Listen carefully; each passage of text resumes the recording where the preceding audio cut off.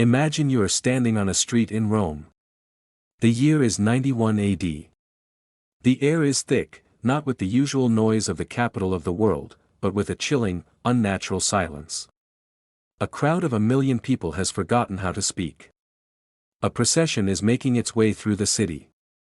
This is not a triumphant parade for a victorious general. It is a funeral for a woman who is still alive. Her name is Cornelia. She is the chief Vestal Virgin. Yesterday, she was a demigoddess, the most sacred and powerful woman in the Roman Empire. Her body was so holy, it was forbidden for anyone to even touch her. Today, she is a walking sin, being led to her own tomb. She has been sentenced to death. But she will not be executed by a sword, nor will she be burned at the stake. Roman law dictates that the blood of a Vestal must never be spilled. Her sacred body must not be violated by fire or steel. So, they devised a punishment far more terrifying. A loophole in the law of gods and men. She will be sealed inside a chamber, deep within the earth, and left to die. This is not a myth. This is the documented, dark secret of the Roman Empire. The story of a punishment so horrific, it was designed not just to kill the body, but to break the soul before it departed. For 3,000 years, the civilization of ancient Egypt created practices that would shock the world. But here, in the heart of the so-called civilized world, Rome was perfecting its own form of terror. They tell you of the magnificent emperors, the golden treasures, the mysterious pyramids of other lands. But they don't tell you about the small, dark room, dug 8 feet under the ground, furnished with only a bed, a lamp, and a single loaf of bread. This is the story of how the most powerful woman in Rome was buried alive, and how the empire tried to erase her from existence. They wanted to bury her story along with her body. They failed. To understand what happened to Cornelia, you must first understand the power she held. In the heart of Rome, 6 virgins were chosen to serve the goddess Vesta. They were the keepers of the sacred flame. This was not just any fire. It was the very soul of Rome. A living symbol of the empire's eternal life. It was believed that if the flame ever went out, the city of Rome, and its entire empire, would fall. The Vestals were responsible for this cosmic duty. For 30 years, they took a vow of absolute celibacy. In exchange, they were granted privileges unimaginable for other women. They could own property, write their own will, and vote. They were free from their father's rule. Even the highest magistrates would lower their standards in their presence. They were, in every sense, untouchable. But this power came with a terrible condition. If a Vestal was accused of breaking her vow, the punishment was absolute. There was no room for mercy. And the emperor in 91 AD was a man who knew nothing of mercy. His name was Domitian. He was a tyrant, a man consumed by paranoia and insecurity. He saw threats in every shadow and rivals in every corner. Cornelia, as the chief Vestal, was respected, influential, and powerful. To a man like Domitian, her power was not a blessing for Rome, it was a personal threat to his own authority. Then, the unthinkable happened. The sacred flame went out. Was it a genuine accident, a moment of negligence? Or was it something more sinister? A political setup? The historical records, written by men like Plutarch and Cassius Dio, are clouded. But they all agree on one thing: Domitian seized the opportunity.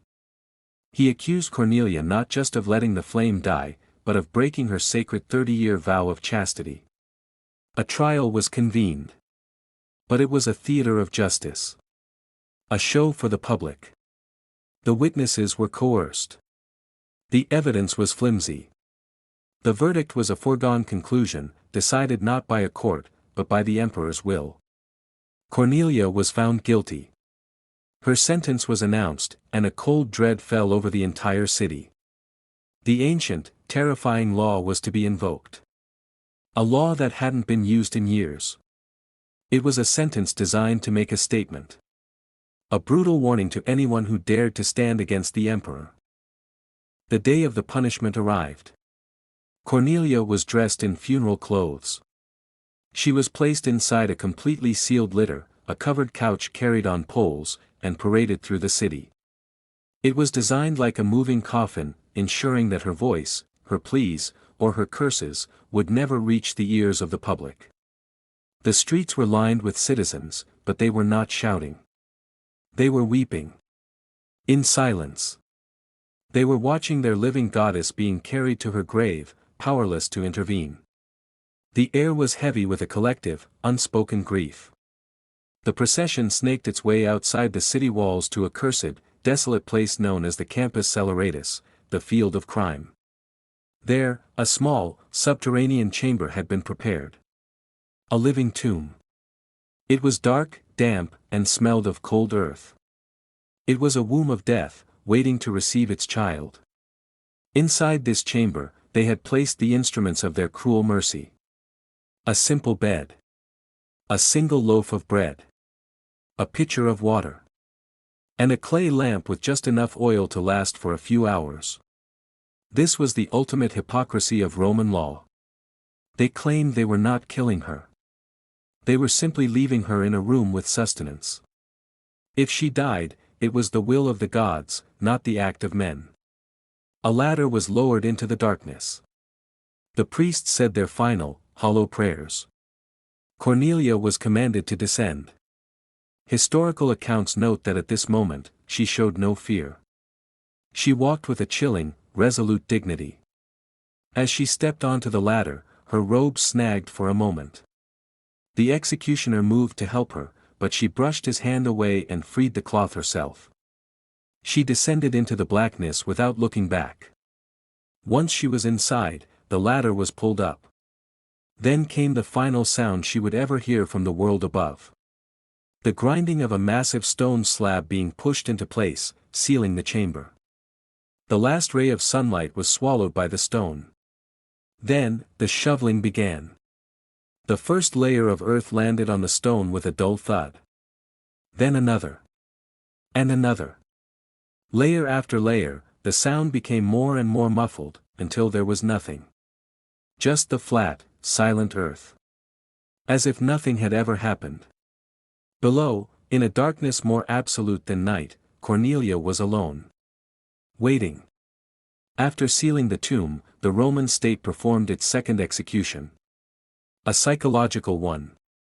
An act known as damnatio memoriae, the damnation of memory. This was a systematic erasure of a person from history. Cornelia's name was chiseled off monuments. Her statues were taken down. Her name was struck from all official records. The empire wanted to ensure that no one in the future would ever know that a chief vestal named Cornelia had ever existed. They were not just killing a woman, they were trying to kill the very idea of her. For centuries, it seemed they had succeeded. The story of Cornelia faded into a half-forgotten legend, a footnote in the bloody history of emperors. The Roman Empire itself, once thought to be eternal, crumbled and fell. Its great temples became ruins, and its emperors turned to dust. Then, nearly 2,000 years later, archaeologists began to excavate the forgotten corners of Rome. They rediscovered the location of the Campus Saleratus. They found the subterranean chambers. They were empty, just as the historical texts described. Skeletons of the women who had died there would have long since turned to dust. But on the walls of one of these dark, silent rooms, they found something. Something the empire could not erase. Faint scratches. Forensic analysis confirmed they were not marks from tools or animals. They were marks made by human fingernails, scraped against the rough, damp stone. What were these scratches?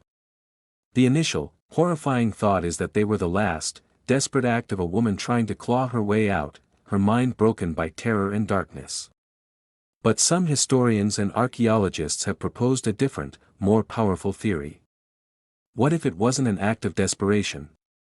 What if it was an act of defiance? A final message. Perhaps she was counting the days she survived in the dark.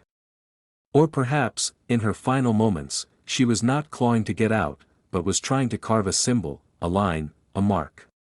A final, Silence scream into the stone, declaring to eternity, I was here. You did not break me. My memory will outlive your empire. We will never know for sure. But the existence of those scratches transforms the story. It changes Cornelia from a passive victim into a final, silent resistor. The Roman Empire lasted for 1,000 years. It conquered lands, built monuments of marble, and created laws that shaped the Western world. It was the greatest power the world had ever seen. That empire is gone. The Colosseum is a ruin. The Forum is a collection of broken stones. The emperors are just names in history books. But the story of Cornelia, the woman they tried to erase, survives. It survives in the haunting accounts of ancient historians. It survives in the cold, academic papers of modern archaeologists. And it survives in those faint, terrifying scratches on a wall, deep beneath the ground. This story is not just about a horrific punishment from the ancient world. It is a timeless lesson about power and resistance. It shows how the most powerful systems can use law, religion, and public ceremony to commit acts of unimaginable cruelty. But it also shows that the human spirit, even when faced with absolute hopelessness, will find a way to leave a mark. Rome called Cornelia a sinner and condemned her memory. But history has delivered a different verdict. It was not Cornelia who was the sinner. The true crime was committed by an empire so terrified of one woman's influence that it had to bury her alive. The true damnation belongs to a system that cloaked its barbarism in the language of divine justice. You can build an empire of stone. You can write your laws on bronze tablets. You can command armies that conquer the world. But you cannot conquer the will of a single human who refuses to be erased. You cannot silence a story that is determined to be told. The empire is dead. The emperors are dead. Their power is gone. But in the darkness, the scratches remain. A scar left on the face of history, to remind us forever of the Vestal who was buried alive. The truth, it turns out, always leaves a mark.